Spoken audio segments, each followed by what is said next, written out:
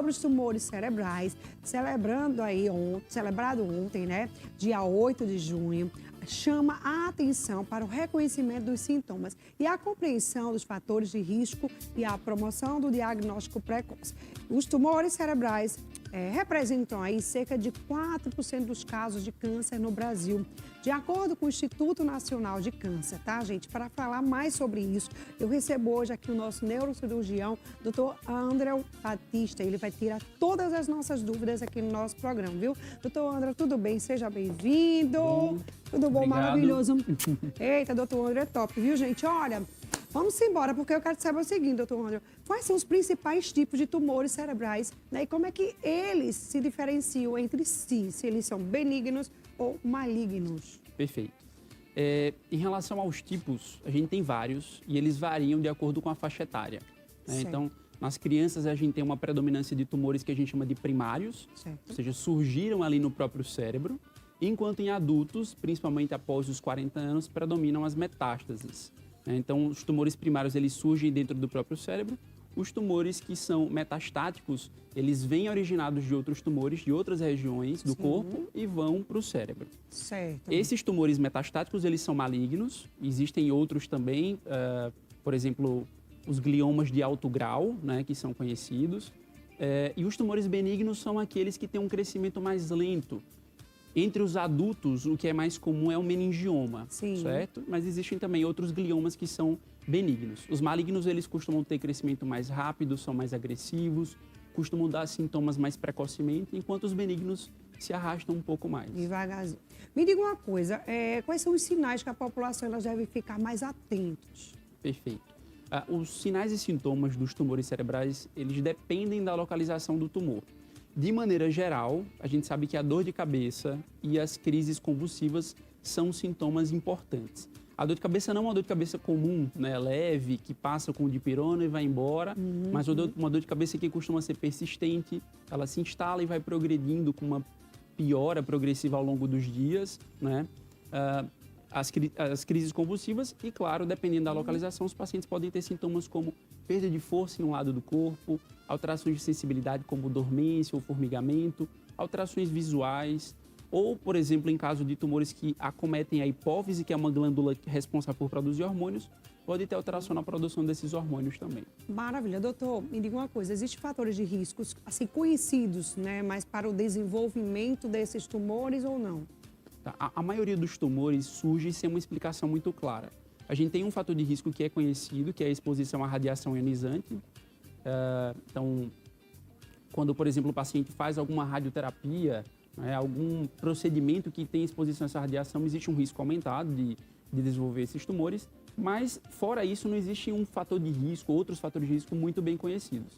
Existem algumas doenças que são doenças genéticas que podem aumentar o risco de aparecimento de tumores, como a neurofibromatose, por exemplo, mas não existe um conjunto de fatores muito bem esclarecido. Certo. Me diga uma outra coisa, o diagnóstico, como é que é feito esse diagnóstico desse tumor cerebral?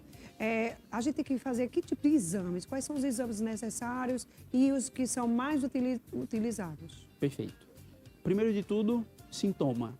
Os sinais e sintomas são o que levam o paciente para o consultório, né, e que vão chegar a um diagnóstico. Então, a avaliação clínica detalhada, observando os sintomas, verificando no exame físico, vai terminar dirigindo esse paciente para um exame de imagem, que normalmente é uma ressonância magnética. A gente normalmente faz esses exames com contraste para tentar identificar alguma lesão que capta esse contraste. A tomografia é um exame mais fácil de acessar. A maioria dos pronto-socorros vai ter uma tomografia, mas a ideia é fazer uma ressonância magnética. Conforme o caso, a gente pode lançar mão de outros exames mais avançados também. Agora vamos lá, vamos para os tratamentos, que eu sei que tem várias opções de tratamentos, né? Atualmente, quais são os mais disponíveis no momento? E esses tratamentos, eles têm evoluído esses últimos anos? Como é que tem sido?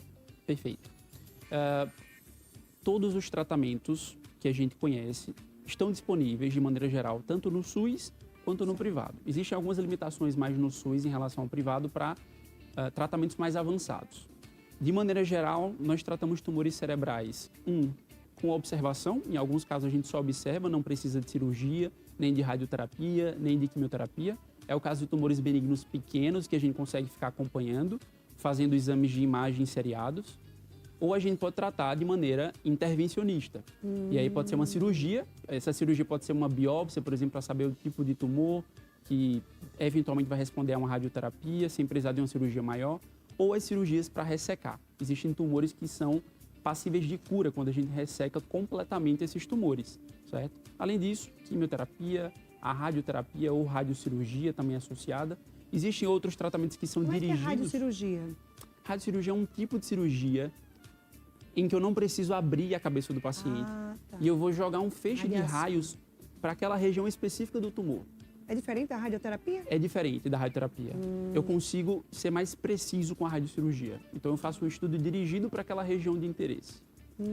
Perfeito. E existem outras terapias complementares também, né? Existem terapias que são dirigidas, alvo-dirigidas. Elas conseguem afetar apenas aquele conjunto de células que está doente ali, que seria o nosso grande sonho para todos os tumores, que a gente conseguisse usar um remédio para destruir as células sem afetar as outras células normais, né? Existem outros tratamentos, por exemplo, para o GBM, a gente tem tratamentos que são alternativos, vamos dizer assim, em que a gente pode utilizar um capacete que emite, uma espécie de capacete que emite um campo elétrico diferente capaz de alterar as células neoplásicas. Maravilha. E a vida da pessoa volta ao normal? Ela tem uma vida normal, tranquila? Tranquila não, né? Porque quando faz muita coisa assim, radioquímica, isso não fica muito legal, mas ter uma vida tranquila assim, depois de todo esse tratamento, continuar a vida normal? Claro. O nosso intuito com o tratamento para esses tumores sempre é ressecar o máximo possível da lesão, deixar o paciente livre daquela lesão, com o maior grau de funcionalidade possível. Então, não adianta eu ir lá, abrir a cabeça, tirar o tumor e o paciente ter uma sequela que vai debilitá-lo muito. Isso pode acontecer, claro, mas a gente toma todos os cuidados para que isso não aconteça. Depois de tudo isso, pode voltar? O tumor? Pode. Para tumores malignos, isso é uma possibilidade que existe. Ou quando é um tumor benigno em que resta um pedaço da lesão, que com o passar do tempo pode aparecer de novo, só que o crescimento é mais lento. É importante deixar claro que o fato de ter um tumor cerebral não significa que aquela pessoa não poderá ter uma vida com qualidade, certo? Primeiro, existem tumores que são curáveis, a gente consegue tratar cirurgicamente, ressecar toda a lesão e o paciente fica livre de doença, segue a vida normalmente, sem sequelas inclusive. Tá? Para alguns casos, isso muda um pouco, varia de acordo com a agressividade da lesão, o local onde ela está localizada, nessa lesão, esse tumor, mas a gente vai sempre tentar fazer um tratamento que garanta o maior tempo de vida com a maior qualidade de vida possível. Só para a gente finalizar, que tipo de sequelas, né, o paciente ele pode ficar? Perfeito. Dentro do que a gente vinha conversando, né, dependendo da área, o paciente ele pode ter alterações relacionadas àquela função daquela região específica. Então, por exemplo, se o tumor afetou a região do movimento, ele pode ficar com uma dificuldade de movimentar aquele segmento do corpo. Se pegou, por exemplo, a área da linguagem, pode ter alguma alteração de linguagem, a área da visão pode ter alguma alteração de visão. Isso depende muito. Mas a gente tem técnicas disponíveis atualmente, né, técnicas e tecnologias que são capazes de aumentar muito a segurança durante os procedimentos. Maravilha. Doutor Anderson, muito obrigado por sua participação aqui no nosso agradeço. programa. Volte mais vezes, viu? Foi um assunto muito bom, muito pertinente para a nossa população. Obrigada, viu? Maravilha. Obrigado também. Bom, gente, eu vou ficando por aqui, vou para o intervalo. Daqui a pouquinho eu volto com sugestões maravilhosas de presente para o Dia dos Namorados. Volto já.